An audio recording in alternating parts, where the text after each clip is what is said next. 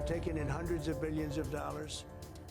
We have the highest stock market we've ever had. Well, you know, we gave $60 million 2 weeks ago, and nobody even acknowledged it, for food. And it's terrible. You know, you really at least want to have somebody say thank you. No other country gave anything. We gave $60 million 2 weeks ago for food, for Gaza. And nobody acknowledged it. Nobody talks about it. And it makes you feel a little bad when you do that, and, you know, you have other countries not giving anything. None of the European countries, by the way, gave. I mean, nobody gave but us. And nobody said, gee, thank you very much. And it would be nice to have at least a thank you.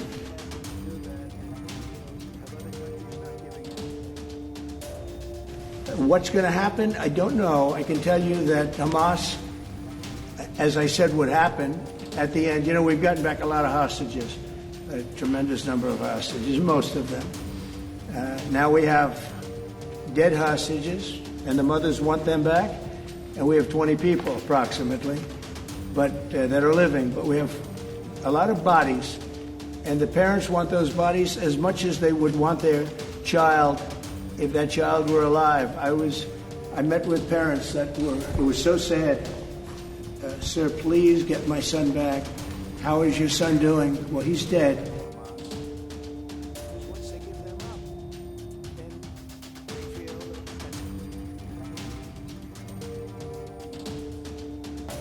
I mean, they're devastated.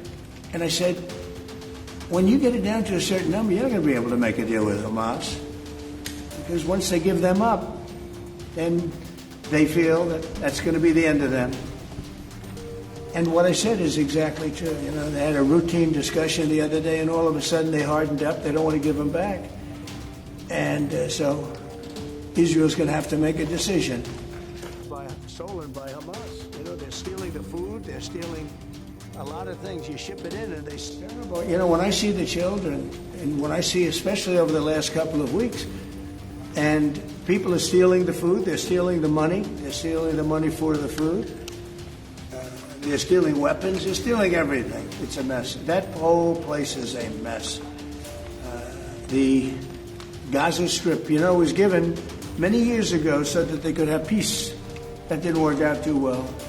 When Israel gave that up, whoever was the prime minister at the time, who I know who it was, but it was not exactly a very clever thing to do, because that was given so that they finally have peace, and it's actually made the situation worse. The birds, they're noisy.